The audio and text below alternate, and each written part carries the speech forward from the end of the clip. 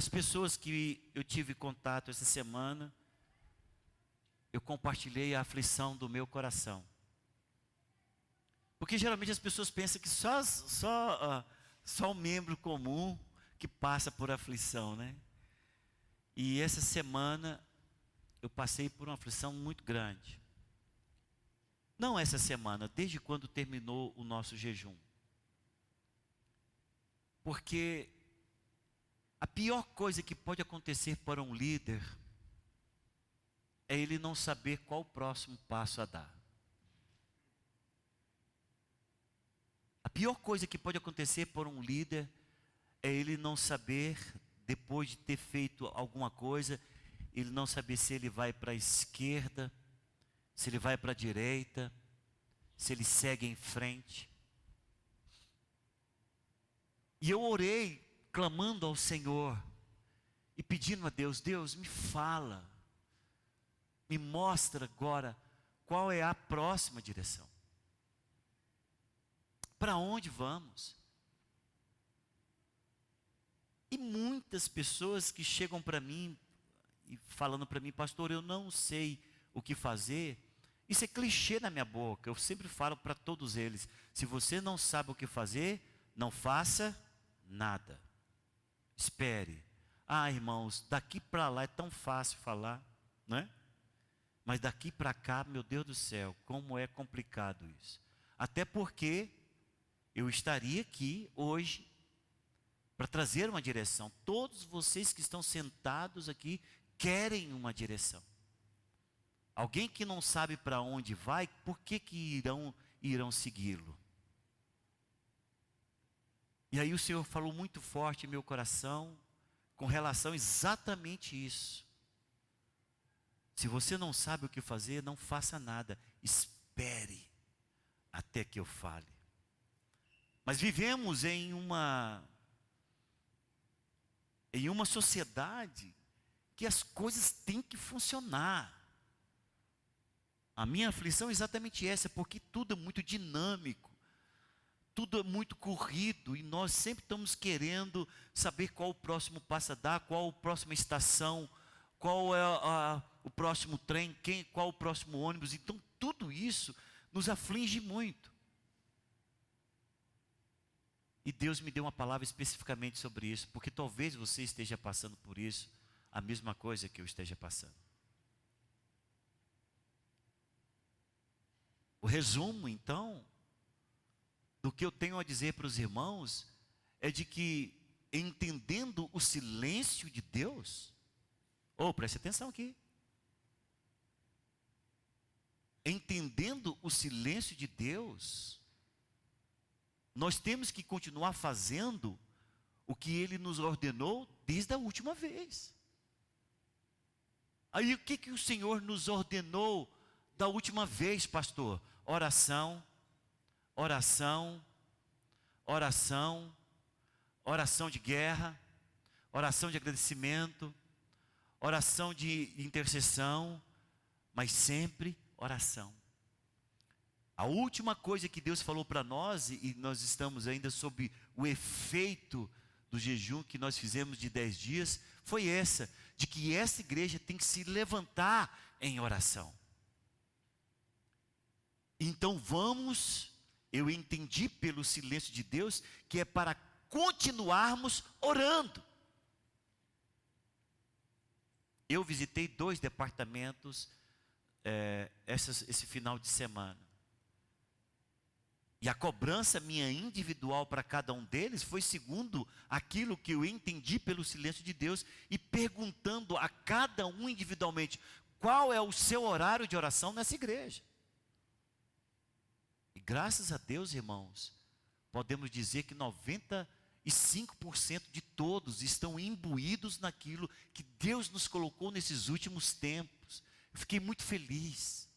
95% dos irmãos entendem que a oração é o lugar onde Deus nos colocou, e disse ali, espere aí, fazendo isto, até que eu venha trazer outra direção para vocês. E Deus me fez voltar para a Bíblia. e nós aprendermos com alguns irmãos que, de maneira precipitada, fizeram coisas que não foram ordenadas a fazer e que tiveram um preço muito alto a ser pago. Esse primeiro texto nós vamos ler juntos, mas os outros, conforme a velocidade que eu for caminhar, talvez, se vocês me permitirem, somente eu leia. Esse primeiro texto está em Lucas 24, 49. Mas é o primeiro texto, depois nós iremos ir para Atos capítulo 1, tá ok? Fez parte do nosso plano de leitura, a semana passada, esse texto de Lucas. Hoje nós estamos no Evangelho de João, capítulo 3. Quem está acompanhando o nosso plano de leitura diz amém. É bom demais quando a igreja está lendo o que nós estamos lendo, porque fica fácil de você falar e transmitir o que Deus tem nos dito. Em Lucas capítulo 24, versículo 49, o Senhor diz assim nesse texto: eis que envio sobre vós a promessa de meu Pai. Permanecei, pois, na cidade, até que do alto sejais revestidos de poder.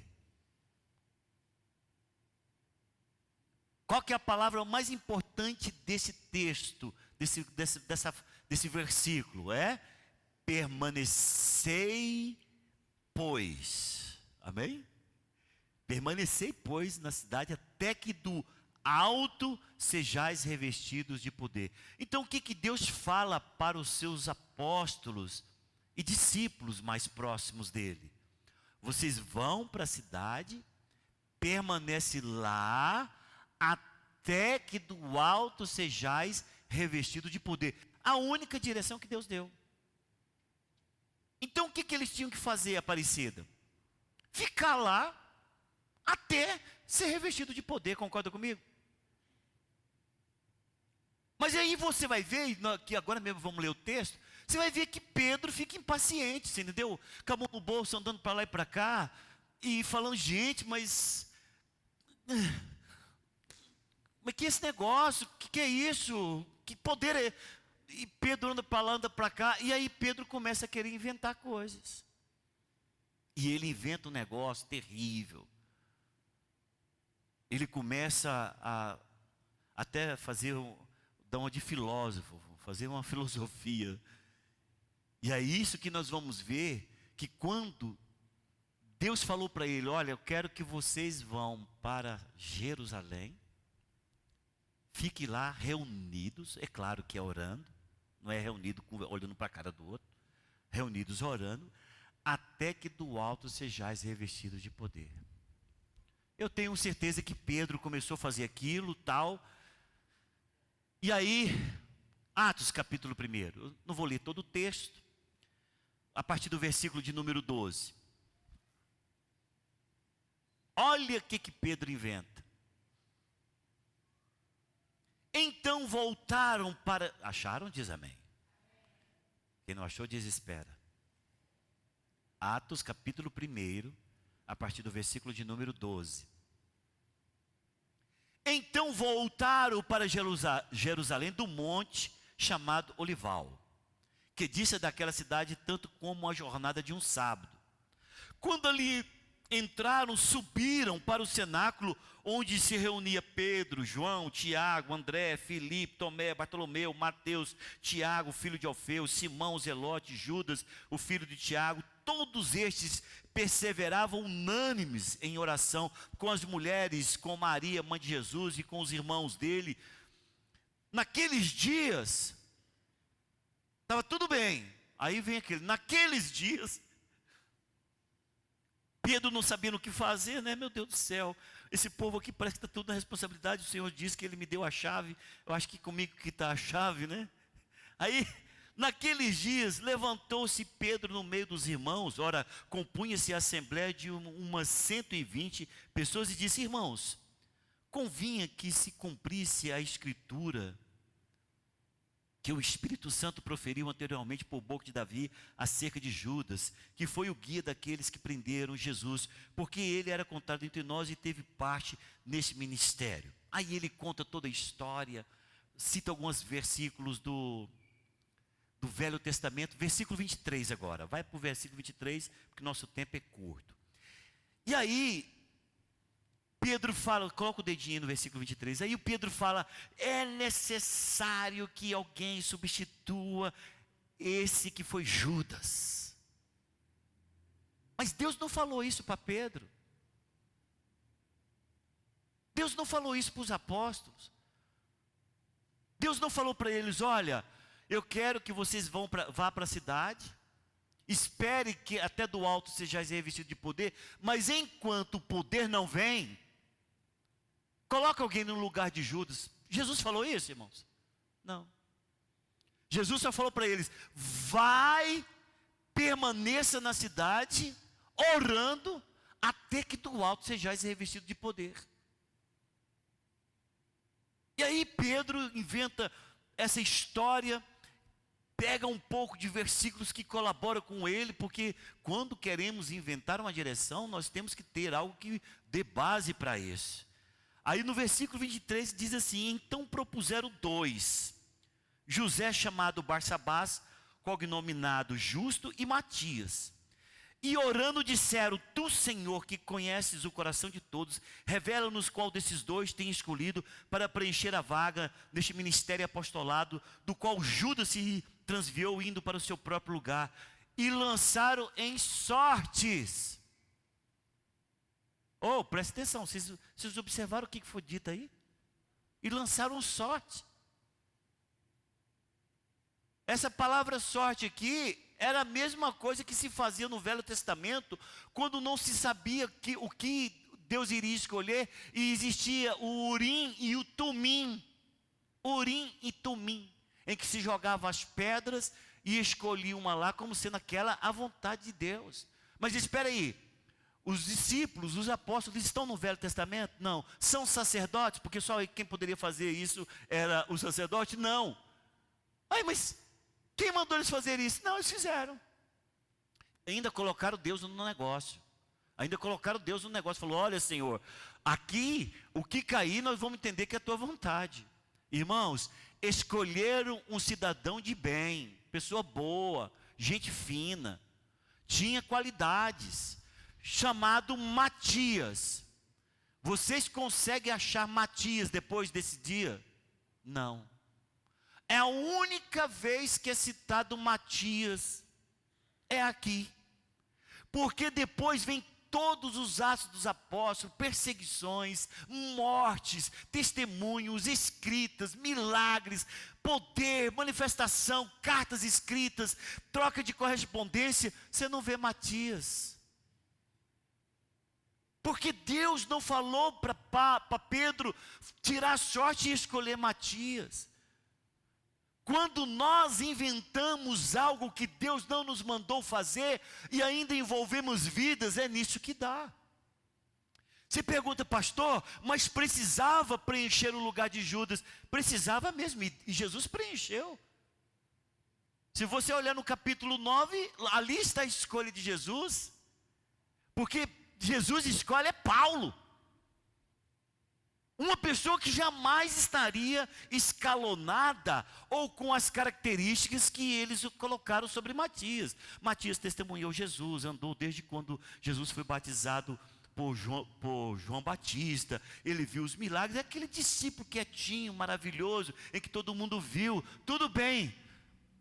Não era a escolha de Jesus. Jesus queria escolher um cara que estava perseguindo a igreja, colocando pessoas da própria igreja na prisão, e iria para perseguir a igreja em Damasco. Era esse que Jesus queria, que foge completamente às características e ao perfil que os apóstolos escolheram para preencher o lugar de Judas.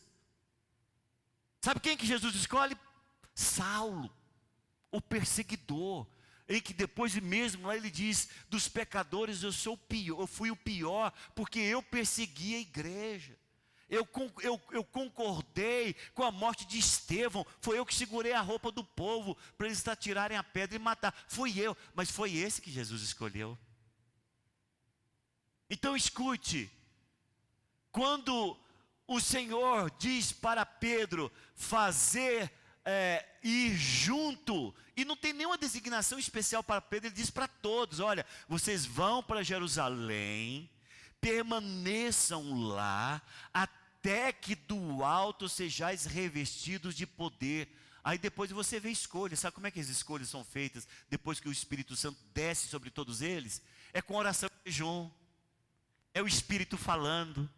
É o Espírito dizendo: me separai agora, Saulo e Barnabé, para a obra que eu tenho. Por quê? Porque o Senhor, Ele não deu nenhuma direção. A direção era: permaneça em oração até que. E aí o Senhor me levou para esse texto. Eu falei: amém, meu Deus, obrigado. E eu estou aqui transmitindo, irmãos, não uma satisfação pelo fato de não saber o que fazer depois de tudo que aconteceu desde meados do ano passado.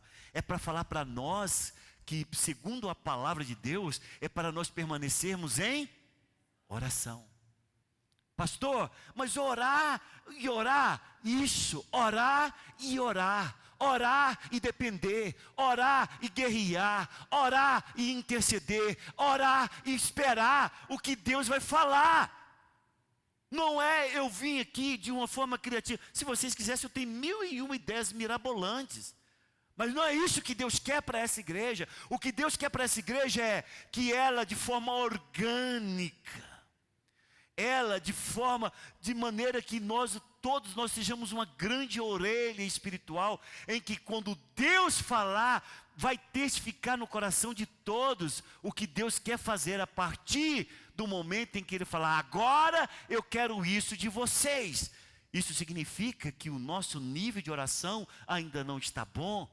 O nível de comprometimento com que Deus estabeleceu desde meados do ano passado ainda não chegou no limite, ainda não recebemos a outra direção, e vamos continuar orando até que Ele nos fale. Quando estão entendendo, diz amém.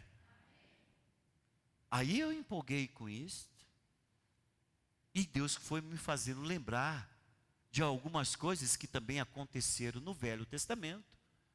E que não se fala não somente o fato de não fazermos nada quando Ele não nos falou, mas também de nós não estarmos no lugar para onde Ele não nos mandou.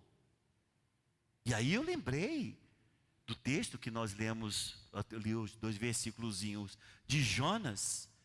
Mas Jonas faz uma coisa que exemplifica muito bem isto. Porque no livro do profeta Jonas, capítulo 1, e se você quiser anotar, capítulo 1, versículo 2 e 3, diz o seguinte: Deus fala para Jonas assim: Jonas, dispõe-te e vai à grande cidade de Nínive e clama contra ela, porque a sua malícia subiu até mim. Glória a Deus. Aqui você viu uma direção clara, sim ou não? Quantos estão aqui nesse culto, diz amém? Essa aqui é uma direção clara, sim ou não? Sim. Glória a Deus, obrigado, sim.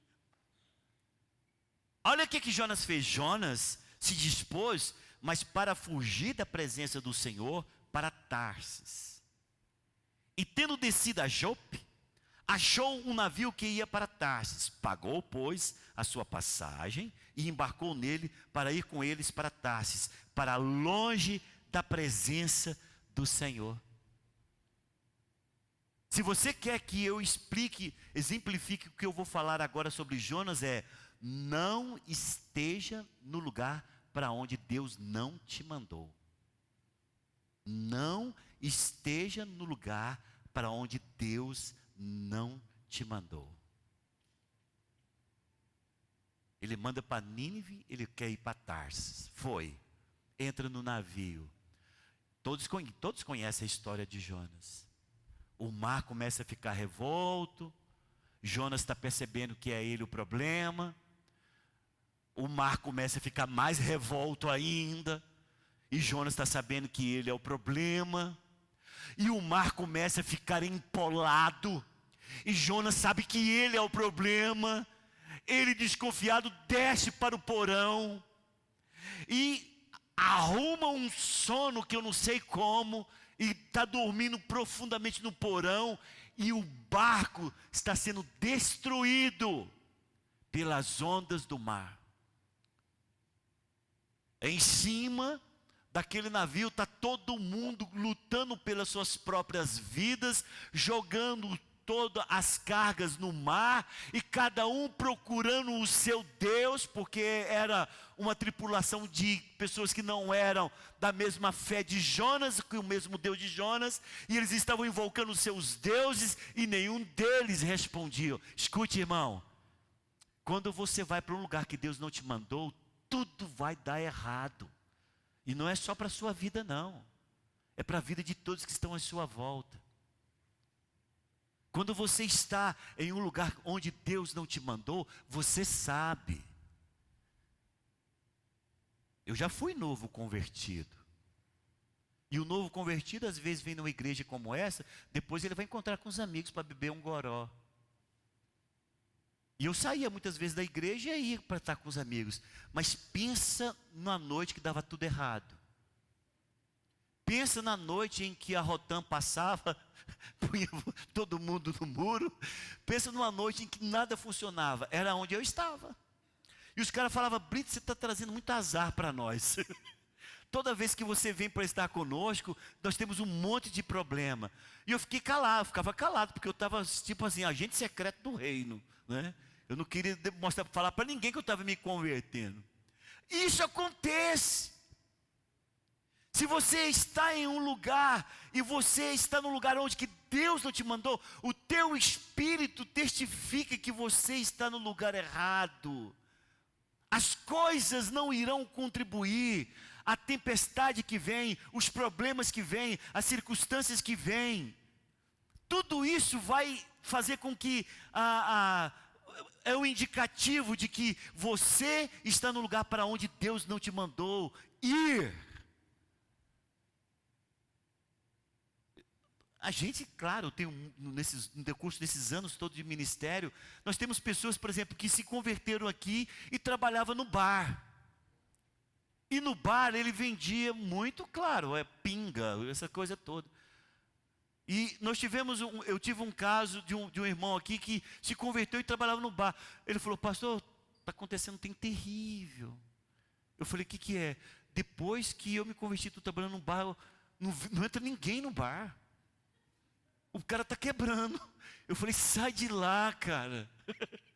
Você é o problema. Você é o problema do bar. Ele vai afundar se você não sair de lá.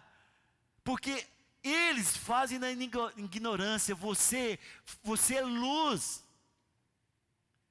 E escute, quando o Senhor falou para mim, no meu coração, de que essa igreja tem que continuar fazendo o que Ele nos deu direção para fazer, sem nos preocupar com o dia de amanhã, mas continuar fazendo, o Senhor me exortou exatamente nisso: cuidado para você não levar a igreja para um lugar que eu não mandei.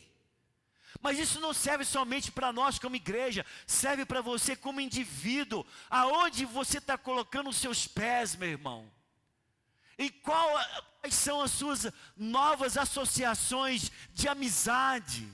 Que tipo de pessoa você está trazendo para a sua volta? Eu digo para você, você vai perceber claramente um mar revolto. Você vai perceber claramente ondas subindo sobre essa circunstância. Você vai ver problemas surgindo, e pode ter certeza, não é o diabo, é Deus mesmo. Porque Ele não te quer mais tendo esse tipo de relacionamento, se envolvendo nesse tipo de circunstâncias, e se deixando contaminar por essas circunstâncias que são completamente alheias aonde Ele não quer que você esteja. O último exemplo que eu vou dar para vocês, e esse era quando eu era jovem, lá da igreja cristã evangélica. Esse pastor é pastor hoje, é muito abençoado lá em Belém, pastor Jeová. que me discipulou também. E pastor Jeová, quando jovem, ele saiu do espiritismo. Ele saiu do espiritismo e ele era praticante do espiritismo. E o centro espírita que ele frequentava era como se fosse umas 5 ruas depois da nossa igreja, no mesmo alinhamento, mas 5 ruas à frente. E ele se converteu mesmo. Aí o que ele falou? Gente, glória a Deus, agora eu vou lá pregar para o meu centro espírita. O coração puro dele pegou a Bíblia e foi. Ele falou, eu não vou entrar, porque eu sei o que está acontecendo lá, mas eu vou pregar aqui na porta, para as pessoas terem revelação. Ele falou, não, seria muita falta de ética eu entrar no centro espírita para pregar outra religião, mas eu vou ficar aqui na porta. E ele começou a pregar o evangelho. Jesus Cristo te salva, a palavra do Senhor diz isso e tal. Passou meia hora, mandaram um aviso para ele. Falou, olha, é para você parar de pregar o evangelho aqui na porta. Aí ele falou, por quê? Ele falou, porque não desce, a entidade não desce, se você ficar aqui fazendo isso. Aí ele falou, mas isso não é de Deus? Na vida inteira não era de Deus que vocês falavam que era? E como é que é o nome disso aqui? Bíblia. Ele falou, olha, não sei, eu não vou discutir com você, mas a entidade, o pai de santo falou que é para você vazar daqui, porque o problema vai ficar mais forte se você continuar. Aí ele, claro, pegou a Bíblia e foi embora. O que eu quero mostrar para vocês é, se ele entra ali, ia acontecer todo tipo de confusão, mas não pelo fato de que ele traria aquela confusão, é por conta de luz entrando em um ambiente que não aceitaria aquele tipo de manifestação. Então veja, se você está em um lugar que Deus não te mandou ir, você vai enfrentar situações como esta. Então é muito melhor você falar, peraí, Deus me mandou estar aqui à frente desse centro espírita fazendo isso? Afrontando? Não. Deus me mandou entrar? Não. Deus me mandou ficar à porta? Não. Isso foi direção de Deus? Não. Então, deixa eu ir embora, porque eu só vou fazer aquilo que Deus mandar eu fazer. Eu só vou estar onde Deus me falar para ir. E eu não estou, o Senhor não me autorizou em nenhum momento pegar a minha Bíblia e ir para afrontar quem quer que seja, ainda que aos nossos olhos e pelo aquilo que nós conhecemos da Bíblia estejam errados, mas nós não estaremos fazendo isso como sendo certo. Por quê? Porque Deus não nos mandou fazer aquilo ou estar naquele lugar. Então, se nós estamos ali por conta própria, vamos ter problemas ou vamos causar confusão? Quando estão entendendo, diz amém. E aí a coisa progride mais. Porque Deus fala ao meu coração também. E falou muito forte sobre isso. Não deixe de fazer aquilo que Deus te ordenou fazer. Olha bem, irmãos. Não deixe de fazer aquilo que Deus te ordenou fazer. E Deus me fez lembrar de Saul. Deus me fez lembrar de Saul, e isso está lá em 1 Samuel capítulo 15, do versículo 1 ao versículo de número 3, que diz assim, disse Samuel a Saul, enviou-me o Senhor a ungir-te rei sobre o seu povo, sobre Israel.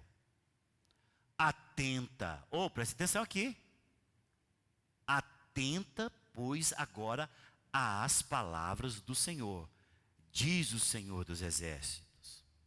Castigarei Amaleque pelo que fez a Israel, ter se oposto a Israel no caminho, quando este subia do Egito. Vai, pois, agora, e fere a Amaleque. Olha a frase que vem depois. E destrói totalmente a tudo o que tiver, e nada lhe poupes. Porém matarás homem, mulher, meninos e crianças de peito, bois e ovelhas, camelos e jumentos. É para matar tudo.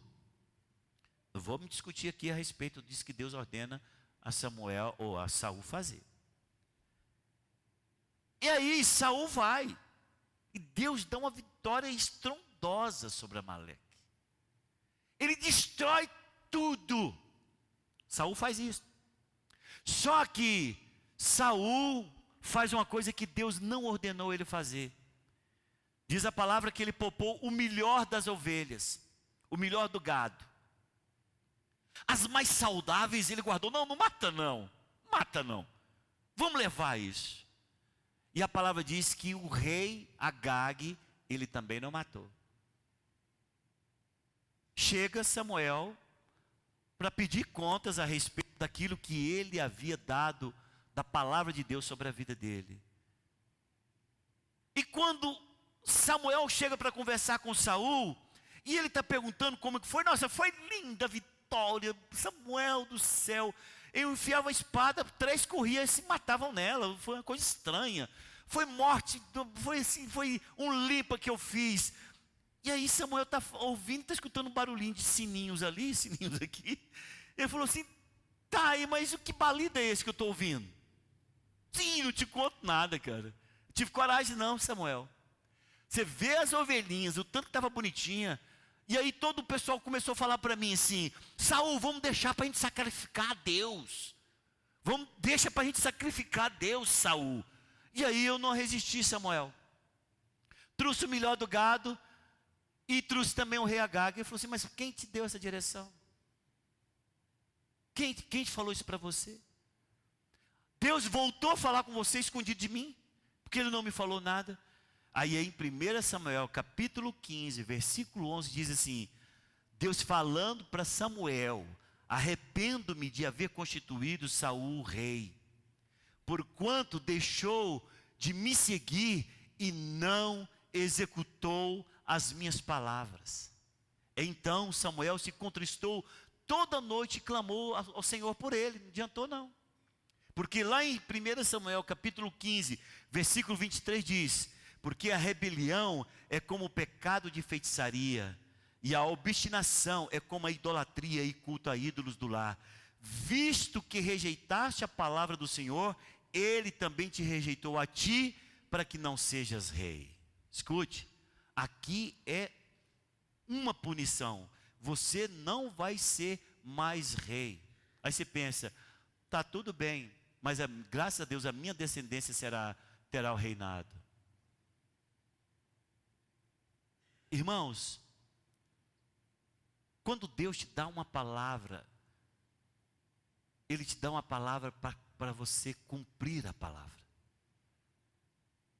O problema é que nós temos hoje uma igreja completamente distante de ouvir a voz de Deus, é porque Deus não fala mais como falava antigamente, através dos profetas, em que qualquer pessoa ouvia uma voz audível de um homem, e que ele trazia a voz de Deus na sua voz.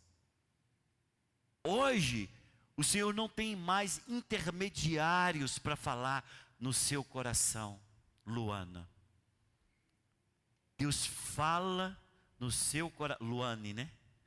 Deus fala no teu coração, é quando você fecha os olhos, volta para o seu espírito e encontra Deus ali. Se você prestar atenção, Ele vai falar contigo. Ele vai falar uma vez, muito baixo, não vai repetir, nunca mais vai falar sobre aquilo com você. É assim que Deus faz. Todos vocês que estão aqui, eu não tenho medo de errar. Todos vocês que estão aqui, Deus já falou na vida de vocês. Escute, vou falar novamente. Até para você que falou, não, eu nunca Deus falou. Escute, todos que estão aqui, Deus já falou com você. A questão é que você faz assim, ó. Quem sou eu? Da cabeça, sai daí, sai da minha cabeça. Se você faz isto, você não vai ouvir mais. Porque o nosso Deus, Ele não vai mandar intermediários para falar no seu coração. E sabe o que está acontecendo hoje em dia? Não sei se acontece mais, talvez José Mateus é que possa me renovar com essa informação. Porque faz muitos anos que eu não subo a um monte. Ainda tem aquelas filas de pessoas para ouvir do profeta? Ainda tem? ainda tem, ele está falando aqui comigo. Misericórdia. Você vai para um monte, você encontra fila de 10, 15 pessoas na fila, como se fosse para levar uma injeção. Sabe o que eles vão fazer? Eles vão ouvir o que o profeta diz. Irmãos, isso passou. Não gaste o seu tempo com isto. Aquele profeta vai fazer uma rápida leitura corporal e vai te falar coisas que você gostaria de ouvir. Eu pego qualquer pessoa aqui do auditório e eu falo aqui da sua vida, e você vai pensar, meu Deus, como é que ele sabe isso? Sabe por quê? Porque é fácil fazer a leitura. O que você precisa compreender é que se Deus quer falar com você, Ele não vai mandar intermediário. Ele usa dessa forma que está aqui a palavra sendo dita, e que você fala, essa é minha. Glória a Deus. Essa que eu queria ouvir. Deus, muito obrigado. Que confronto. E aí você bate no seu coração. Deus fala dessa forma. Você vem num culto como esse aqui, de repente você fala, opa, quase que escapa. Mas Deus, obrigado, porque o Senhor falou comigo. Se você estiver atento, a palavra vai chegar ao seu coração. Então escute, irmão. Deus usa o profeta e fala para ele, faça exatamente isto. Faça, não mova nenhuma pedra daquilo que estou dizendo, nenhuma fagulha. Ele vai lá e faz como ele bem entendeu.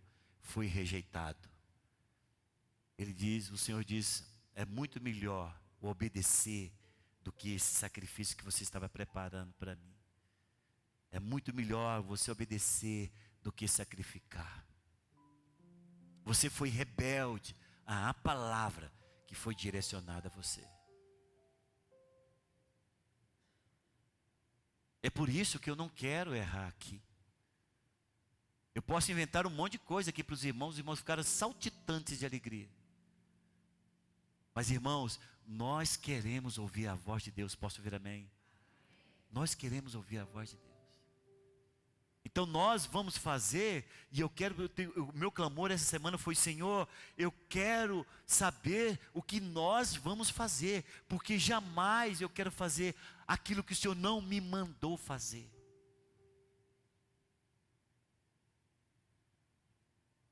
Agora, existe o contrário disso, e Deus me levou a uma referência lá no Velho Testamento tremenda. É quando você faz...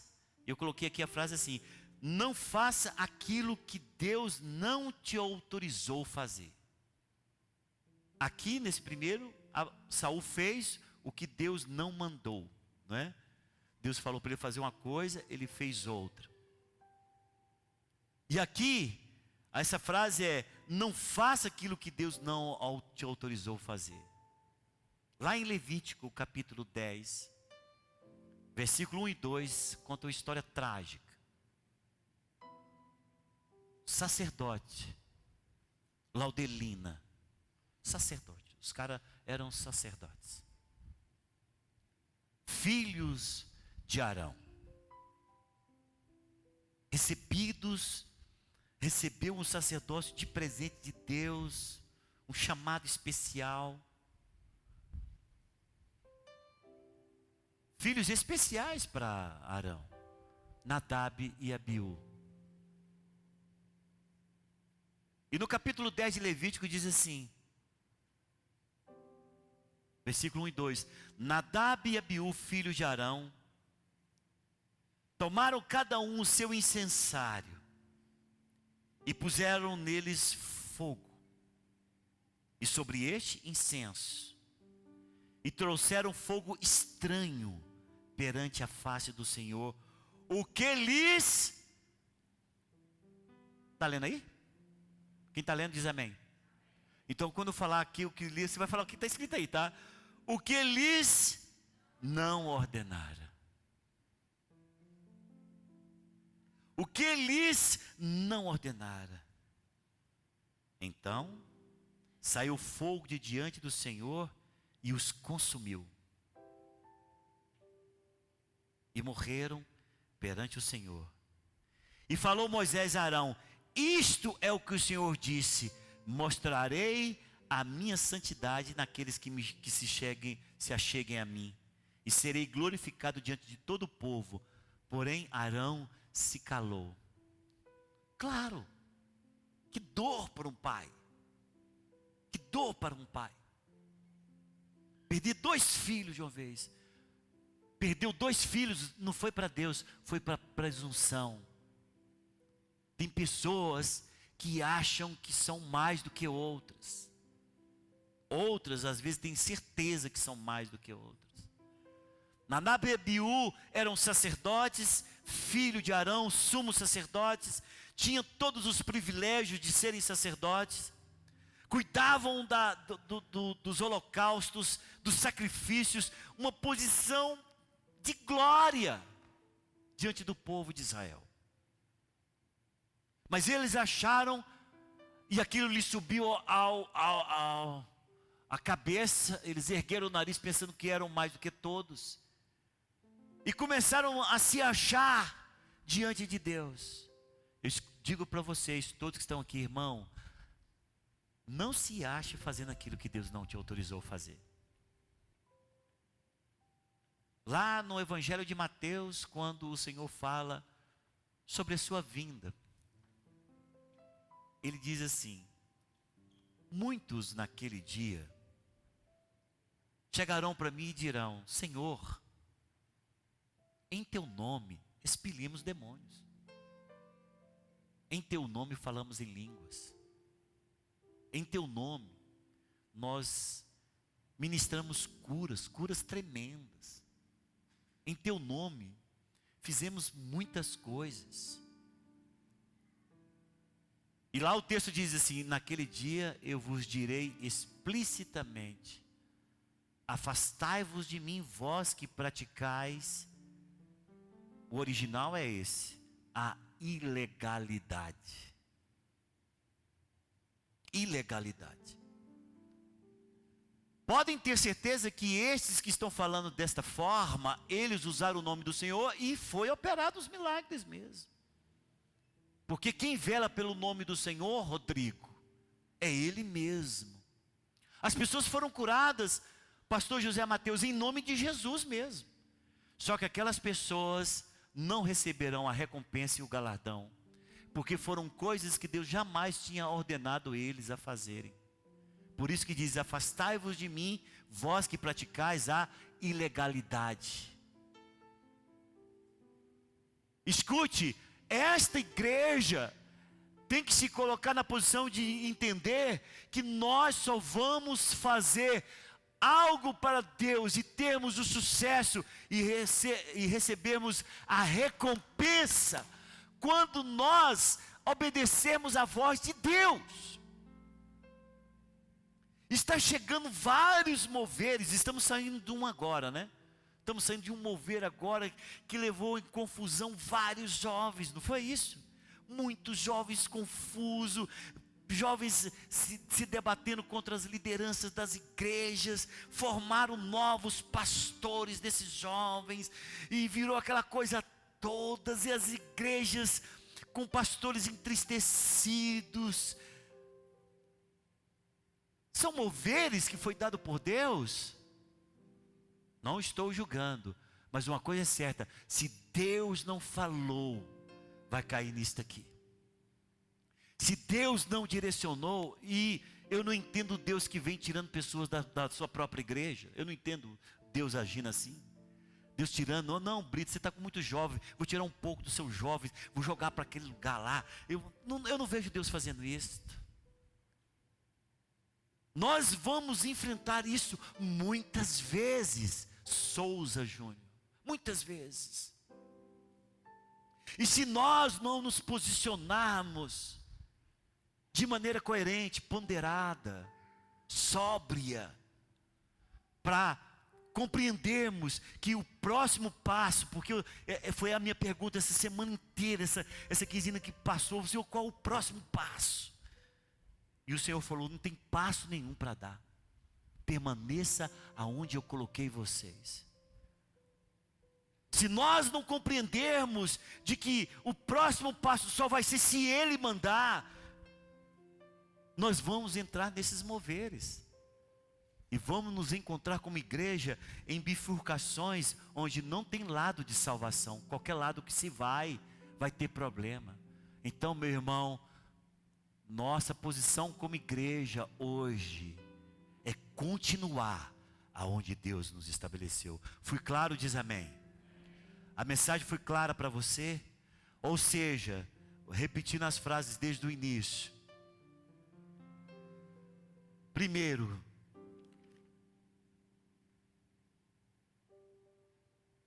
não faça nada. Se Deus diz, espere. Permaneça. Não faça nada. Se Deus diz, espere. Permaneça onde eu coloquei vocês.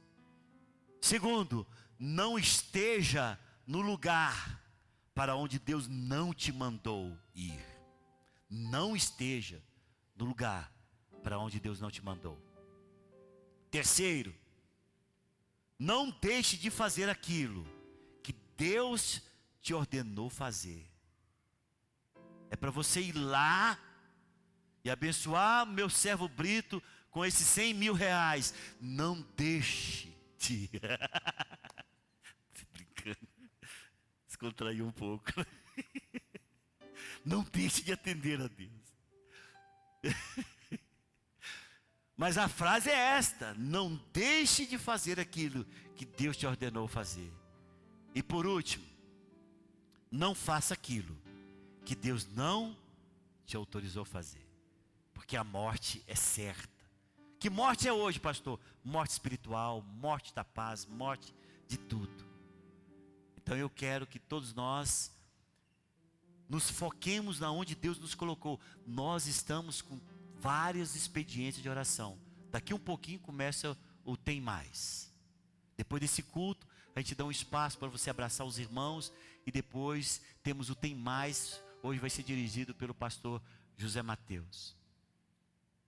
Amanhã nós temos, antes de tudo, 6 horas da manhã, Paulo Sérgio está aqui para orar com a igreja. Aqueles que estiverem aqui no Salão Azul. Na quarta-feira, Ele é o Pão. É uma oração que é de 1 hora, do meio-dia a 1 da tarde, dirigida pelo pastor Daniel. Na sexta-feira, fechando a semana, temos uma reunião de oração que começa às 20 horas e termina às 21 horas. Está consumado. Sábado, nós temos dirigida pelo pastor Josias. Mais pelo pastor Josias do que pelo pastor Mateus. Porque o trabalho dele o impede às vezes de estar. No sábado, nós temos uma oração que começa às 8 da manhã e termina às 9, na minha sala. Se você quer saber onde que fica o pessoal que ora por intercessão, na minha sala. Eu cedi a minha sala para essa reunião de oração, porque no sábado todo o prédio aqui é ocupado pelas crianças. Tampando as brechas, dirigido pela nossa irmã Nina. Então, esta é a maneira como Deus está estabelecendo o nosso permanecer, orando, clamando, pedindo a Deus, para que esta igreja seja levantada em graça, em força, para brilhar neste lugar, para continuar brilhando neste lugar, e as pessoas possam ver que existe algo que repercute no mundo espiritual, e que vai fazê-la notar a glória de Deus. Quantos estão entendendo? Diz amém. Eu quero suplicar a você, não esteja à parte disso, não esteja longe disso. Entre dentro desse mover que Deus nos colocou, porque só temos esse até agora. E iremos fazer isso para a glória do nome do Senhor Jesus. Posso ver amém? Vamos colocar em pé neste momento.